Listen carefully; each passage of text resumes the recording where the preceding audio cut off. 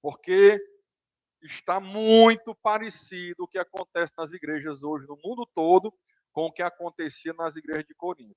Aqui no Brasil, até uns 30, 40 anos passados, ser crente era algo feio. Ser crente era algo assim que você olhava, as pessoas olhavam até meio torto, porque nós éramos maioria, chegou a ser 99% católico o Brasil, então era a maioria esmagadora de católicos, né? Um país onde teve uma grande perseguição contra evangélicos.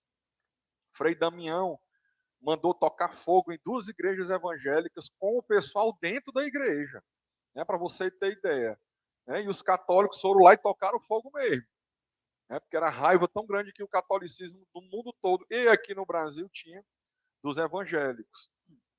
E mas a igreja prosperou, logicamente, né? O evangelho nunca será apagado. Chegou-se ao ponto de que hoje ser evangélico não é mais feio ou algo olhado torto pela sociedade. Ao contrário, virou moda. Virou moda ao ponto de as pessoas dizerem que são evangélicas e irem ao culto só para estar na moda, né? Para dizer, eu estou em tal igreja, eu estou em tal igreja, eu vou ao culto, virou moda.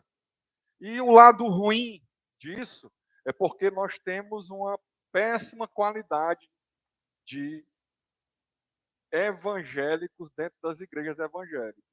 Eu nem falo cristão, não, Carlos Paulo, porque o católico se diz cristão, o espírita se diz cristão, sendo que eles praticam tudo aquilo que a Bíblia condena. E o evangélico que se propõe a seguir, porque o nome é evangélico, seguir o evangelho. O que é o evangelho? São os evangelhos que foram escritos pelos apóstolos. O crente em Cristo Jesus, por que crente em Cristo? Porque é só Cristo. É só o sangue de Jesus. Só cremos em Cristo Jesus. Amém? Não tem outro intermediador, muito menos intermediadora. Porque é antibíblico, é satânico. Porque a Bíblia diz que aquilo que for acrescentado à palavra seja anátema. Aquele que acrescentar alguma coisa à palavra ou retirar, seja anátema, seja amaldiçoado. Amaldiçoado pelo próprio Deus. Então, quando se acrescenta reencarnação, quando se acrescenta virgindade perpétua de Maria, quando se acrescenta Maria ascendeu aos céus, quando se acrescenta que tem uma rainha chamada Nossa Senhora, são acréscimos que não tem na Bíblia, então seja amaldiçoado, é o próprio Deus que amaldiçoa. Mas existem hoje até essa questão, como eu vinha falando, da moda, virou moda ser crente, ser evangélico, dizer eu sou evangélico, aumentou o número de joio no meio do trigo. Né? Quanto mais joio, quanto mais trigo, mais joio, logicamente, porque Jesus disse, não, deixa crescer junto. Naquele dia, haverá a ceifa, os anjos separarão o trigo, colocarão no meu celeiro. Separarão o joio, amarrarão também em fechos e será tocado fogo neles. Né? Será lançado no fogo que jamais se apaga, que é o lago de fogo, feito para Satanás, o anticristo, a besta, e para todo aquele que não creu no Senhor Jesus. Mas o apóstolo Paulo escreveu para essa igreja de Corinto e cabe para as igrejas hoje.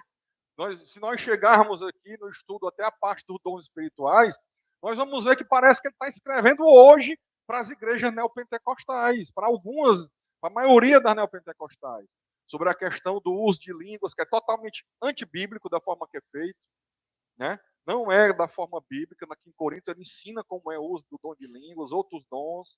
Por exemplo, o dom de língua, obrigatoriamente tem que ter um tradutor. É um dom que se chama geminado. Né? É um dom que existe uma pessoa que recebe o dom de orar em línguas e vai ter outra que recebe o dom de interpretar. Quem aqui já viu isso acontecer? Alguém orar em língua e levantar a pessoa e interpretar? Eu nunca vi. Então, todas as vezes que eu vi alguém orando em língua, não era bíblico, não era palavra. Pode ser emocional, pode ser humano, a pessoa querendo amostrar-se, pode ser, inclusive, espíritos satânicos, não sei, né? Entre eles e Deus. O que eu sei é o que está na Bíblia, então eu vou crer que é bíblico, que é algo que veio de Deus, que veio do Espírito Santo, quando eu presenciar alguém fazendo como está na Bíblia, levantou 3 no máximo por culto. Levantou um, orou em língua, levantou outro, traduziu. Sentou, levantou outro, orou em língua, levantou outro, traduziu. Levantou o terceiro loirinho, levantou o terceiro tradutor, traduziu. Pronto, parou. Aí é o Espírito Santo falando, está querendo falar com alguém aqui da igreja ou com a igreja toda, não sei. Depende do que for falar. Amém?